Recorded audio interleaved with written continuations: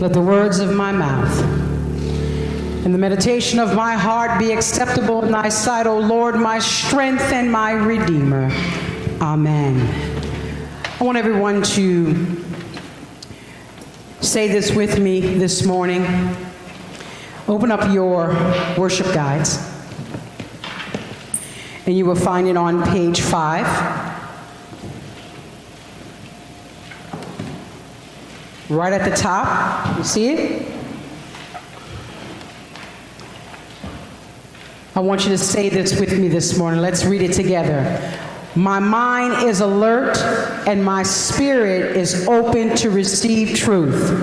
I acknowledge that truth is not reserved only to what I already know and is not merely restricted to concepts with which I am already familiar. As beauty is to the eye of the beholder, truth is in the air, heart, and mind of the perceiver. Now say this with me. I believe God, for 150. Say it again. I believe God, for 150. Now I'll tell you what that is on next Sunday. I believe God for 150. Yes. There was a man who had worked all his life and had saved all his money and was a real miser when it came to the money. He loved money more than just about anything. And just before he died, he said to his wife, now listen to me. When I die, I want you to take all my money and put it in the casket with me, because I want to take my money to heaven when I go. And so he got his wife to promise him with all her heart that when he died, she would put all his money in the casket with him. Well, one day he died. He was stretched out in the casket. The wife was sitting there in black, and her friend was sitting next to her. When they finished the ceremony, just before the undertaker got ready to close the casket, the wife said, hold up, wait a minute. She had a box with her, and she came over with the box to the casket and put the box in the casket. Then the undertaker locked the casket down, and they rolled it away. So her friend said to her, girl, I know you weren't foolish enough to put all that money in that casket with him. She said, listen, I can't lie. I promised him that I was going to put his money in the casket with him. You mean to tell me you really did put that money in the casket with him? I sure did, said the wife. I wrote him a check.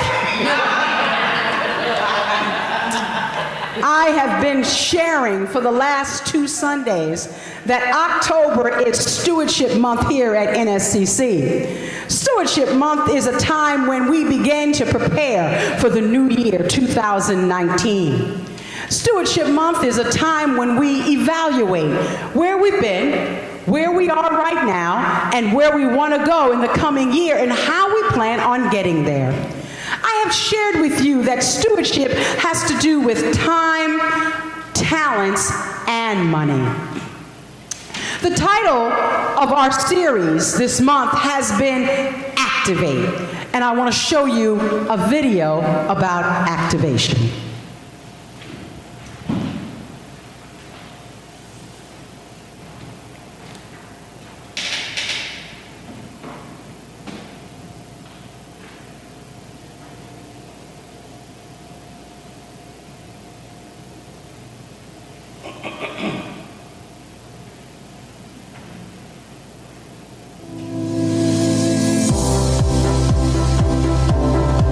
What does tithing mean to me?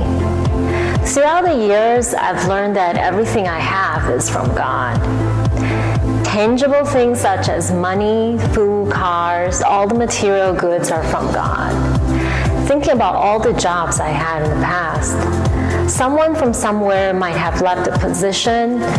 I happened to be at the right place and right time, interviewing with the right person, and therefore I got the job.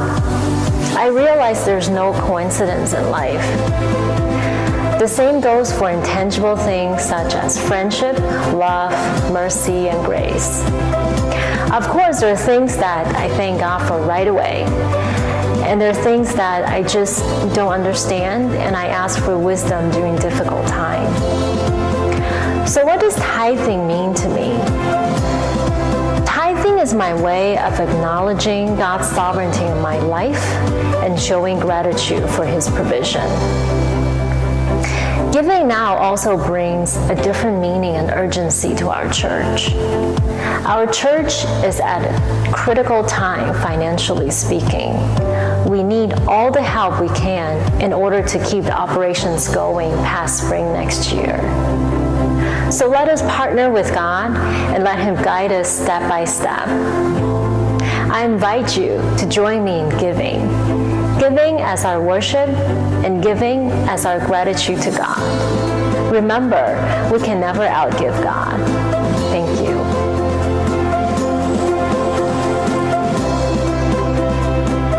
Activate. On week 1, I encouraged you to activate your giving to the next level. And our focus word was partnership. And we talked about what partnership meant. It meant an association, a collaboration, an alliance, a union, a relationship, a connection, a joining together. A partnership means joint responsibility. On week 2, I encourage you to activate your service to the next level. And we talked about this, that service was an action of helping or doing work for someone else. Service is a contribution to the welfare of others. Service means to supply a need. I shared with you that partnership and service here at NSCC both mean to become a part of what God is doing.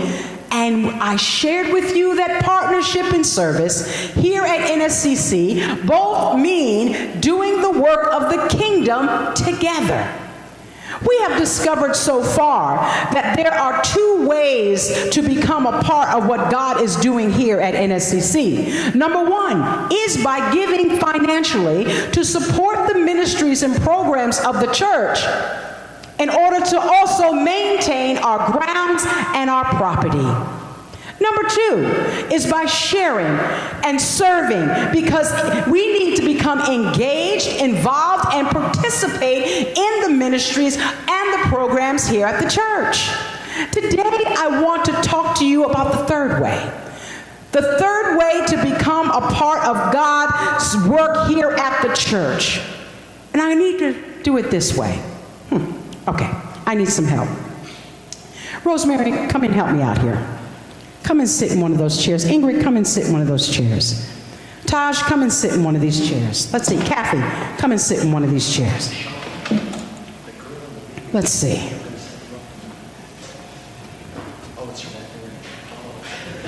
All right, now don't move back too much, Kat. Sit right there. All right, okay. All right, let's look at this. What's wrong with this picture? There's only one man. and Todd's like, that's a good thing. What's wrong with this picture? There's nothing to do. Okay. All right, now let's look at this picture again and say, let's look at it from this angle. This is the church. What's wrong with this picture? Kathy's back, okay. What's wrong with the church? It doesn't look like it has a lot of room. Some of us are cold. That's a hint to the trustee to turn up the heat, okay? The problem we have here is it doesn't look like there's a lot of room, and this is a problem. The circle is closed. No one else can enter this circle. So let's see what we can do. Rosemary, move over just a little bit. Now, this is how the church should look.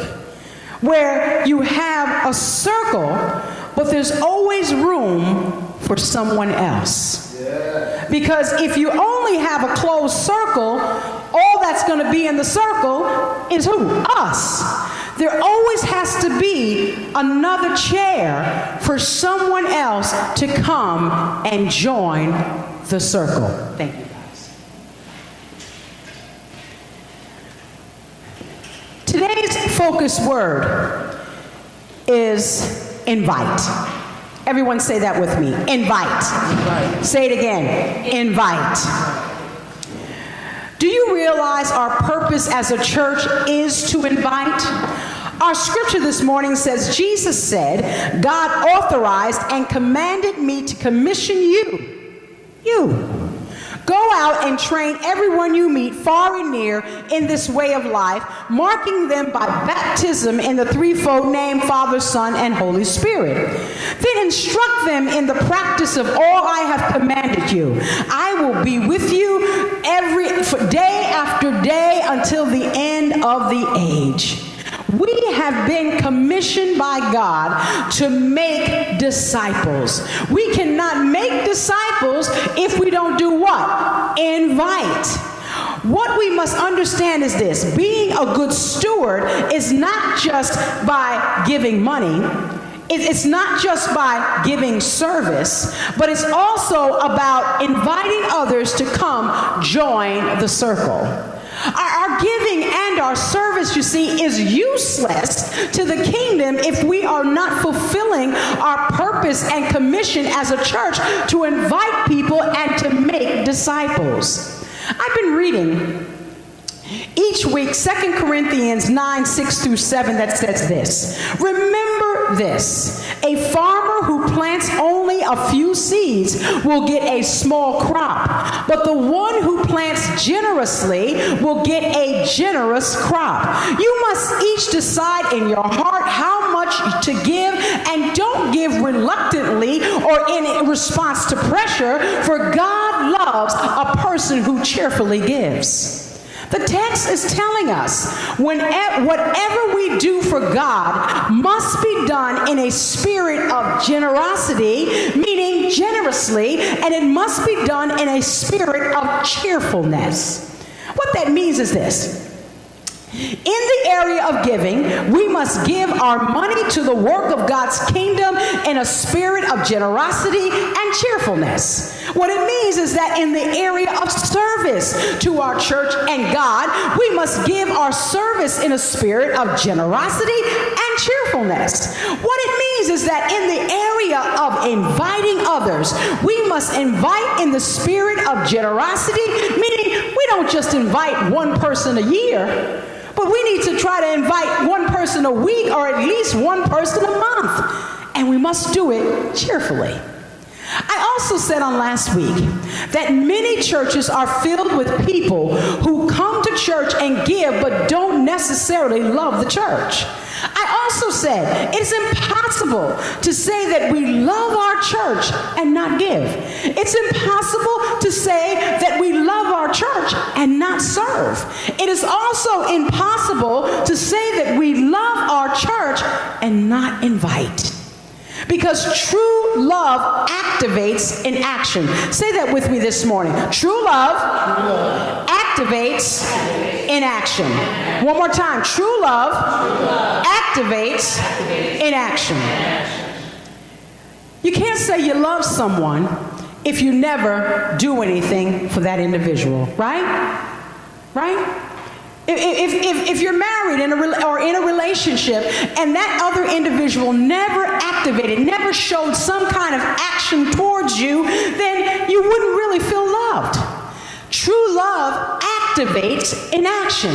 If you love your church, you should be asking yourself, how much will I give financially to my church in this coming year? If you love your church, some of us should be saying, wow, wait a minute, how can I increase my giving to my church in the coming year? We should be asking ourselves, if we love our church, how can I serve my church better in the coming year? We should be asking ourselves, if we love our church, how can I invite more people to my church in the coming year, because love activates in action. As I close today, I want to encourage you to do three things. Three things.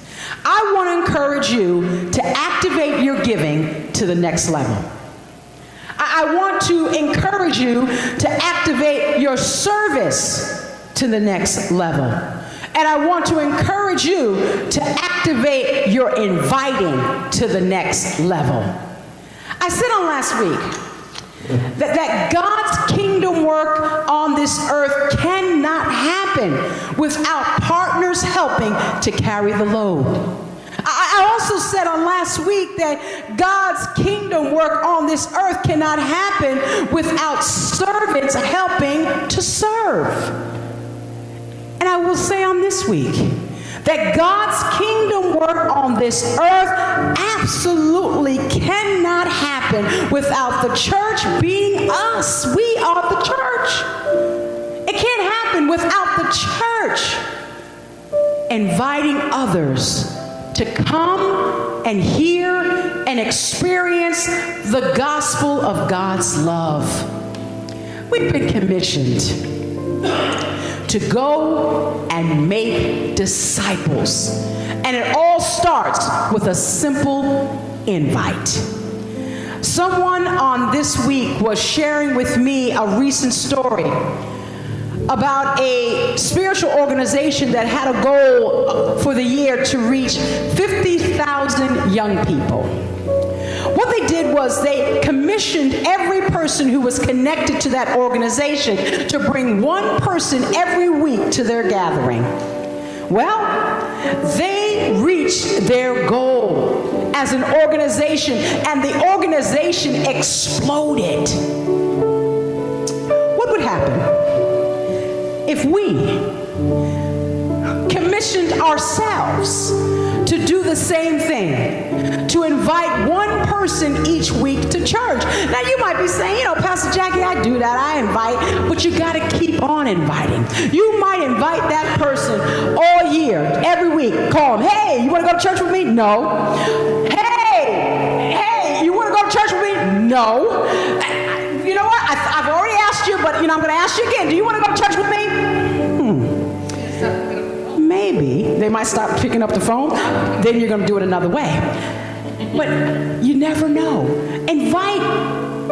If you work at a grocery store, invite some people that you know at the grocery store. Invite your hairdresser. Invite your barber. Invite the person who pumps your gas, if there's somebody that still does that. Invite.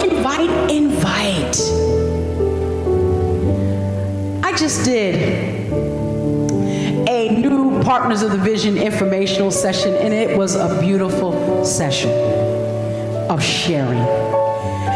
I did it on yesterday, and like I said, we had 2 people that are becoming, they're joining our family, and we're so excited. And we've got 3 others that are going to be coming in. And one of the partners of the Vision that was there shared something. She says, I really love this church. And I have to say this, Jason, she said, every time you sing, it touches her.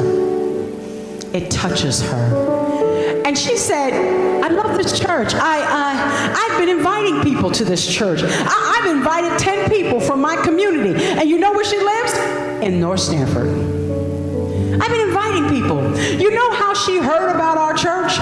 She was invited to Concert on Cascade, the first one we did. She said it was a blast. She came to the next one. She showed up also on Easter. She was here on Easter, and she was invited to come to the Law of Attraction group. And now she's here as a part of our family. What would happen to our church if we started to invite one person by phone, by text, by email, by social media, by face-to-face? What would happen if we said, we're going to do it. We're going to invite one person, and we're going to be annoying. It's okay, Rosemary. They might change their number. That's okay. Send them in another way. But we want to keep inviting and say, hey. And they're going to be like, you know what? You really love your church. Okay, let me come and check that out. What happen? What would happen if we invited one person each week? Our church would explode with new people and new disciples. Do you think we have room? Look around. We've got room. We've got another chair. All that is needed is an invite. I leave you with this on today. In order for God's kingdom work to happen here on earth, there must be partners of the vision, there must be servants of the vision, and there must be invitations to the vision. If you want to be a good steward, give, serve, and invite. Say that with me this morning. Give, serve, and invite. One more time. Give, serve, and invite. I encourage you on today to activate not only your giving to the next level for 2019, but I also want you to activate your service to the next level, and I want you to activate your inviting to the next level. You all should have received this card. Did you get it? You all should have received this card in the mail. And on the card it says, as an NSCC partner of the vision, what will your giving commitment be for 2019? It has 3 lines.